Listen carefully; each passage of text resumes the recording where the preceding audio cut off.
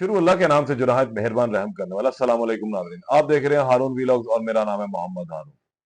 2 सालों के दरमियान लाहौर की फजा के ऊपर दुश्मनी के जो बादल मंडरा रहे थे, उसकी सबसे बड़ी वजह अमीर बलाज कत्ल केस था।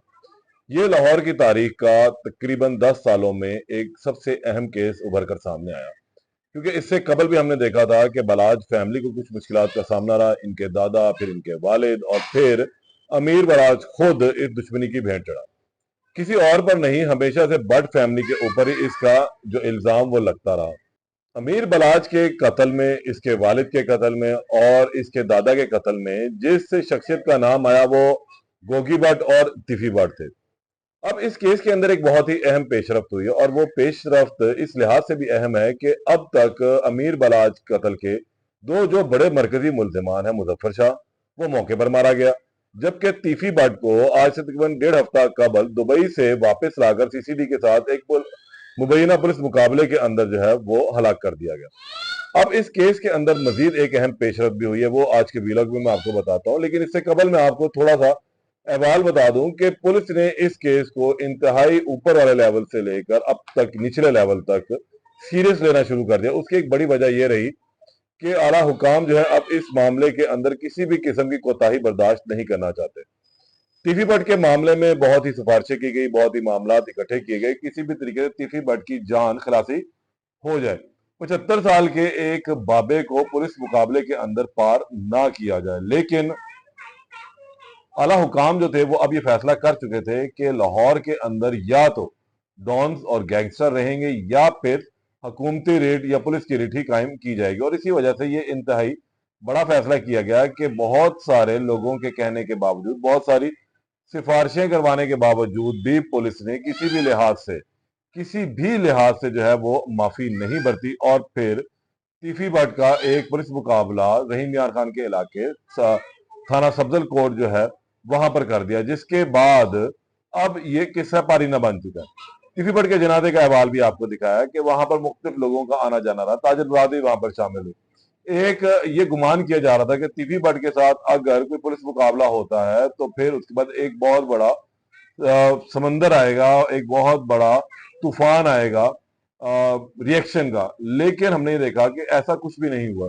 शायद लोगों को समझ आ चुकी थी कि अब अगर उन्होंने उनमें से किसी ने पर निकाले, सर उठाया, तो उसका सर भी इसी तरह कुचल दिया जाएगा। फिर वही हुआ।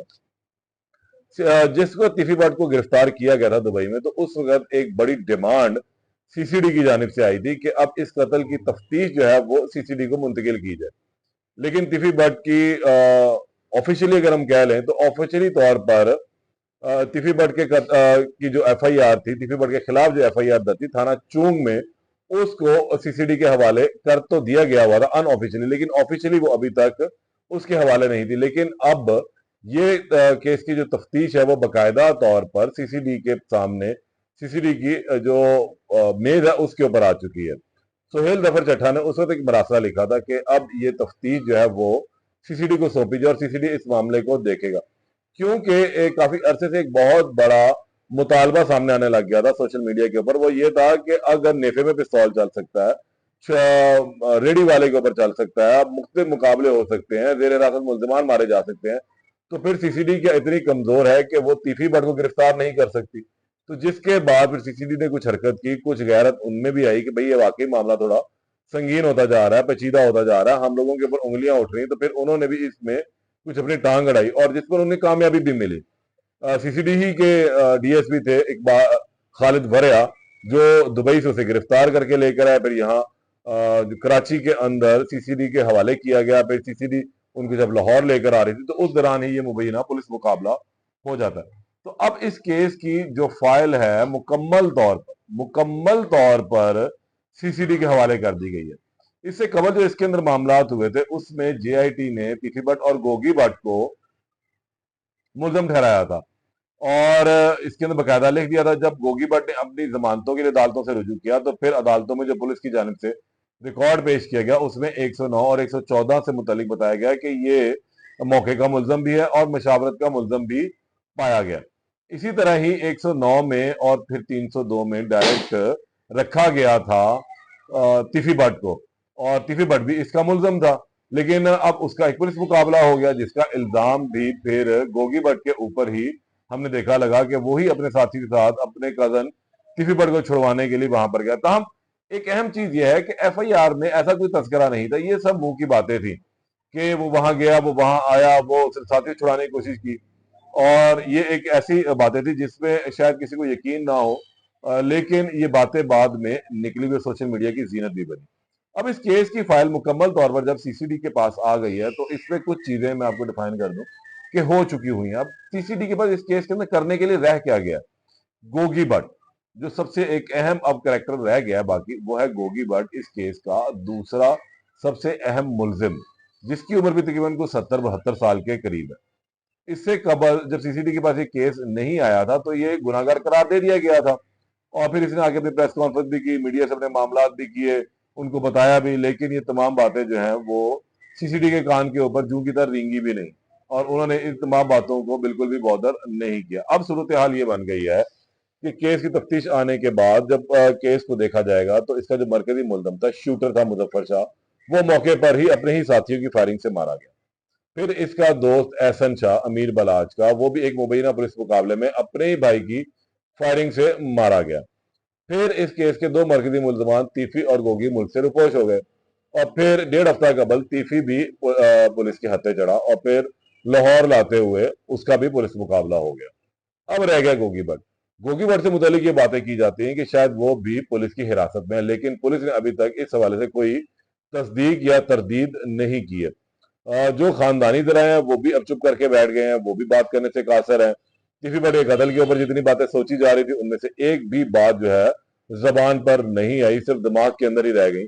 और अब ये मामला किसी हद तक बैठता हुआ, खत्म होता हुआ दिखाई देता है कि तिफी भट्ट के इस मुबैना पुलिस मुकाबले से मुतल्लिक कोई गुफ्तगू नहीं की जाएगी। शायद वो अब गोगी भट्ट को बचाना चाहते हैं, और वो पुलिस को ये ऑफर्स भी कर रहे होंगे कि आप गोगी का मुकाबला ना करें।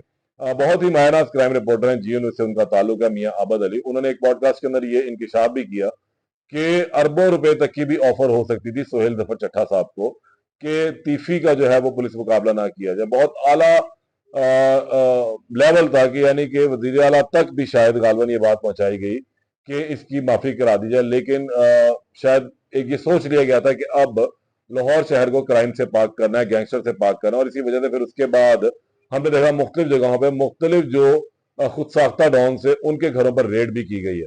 तो अब लाहौर शहर किसी हद तक डॉन्स के साय से तो बाहर आ चुका हुआ है, लेकिन अभी तक दुश्मनी का जो है वो मामला चल भी रहा है। तिफी भट्ट की भी अगर बात करें, इस फैमिली की बात करें, तो इनका भी एक बंदा जावेद भट्ट इस दुनिया से गया। अब तक उसके भी खून का कोई हिसाब नहीं बन सका, उसके मुल्जमान भी सामने नहीं आए। उसका भी एक मुल्जम जो आरिफ भट्टी है वो फिलहाल मफरूर है।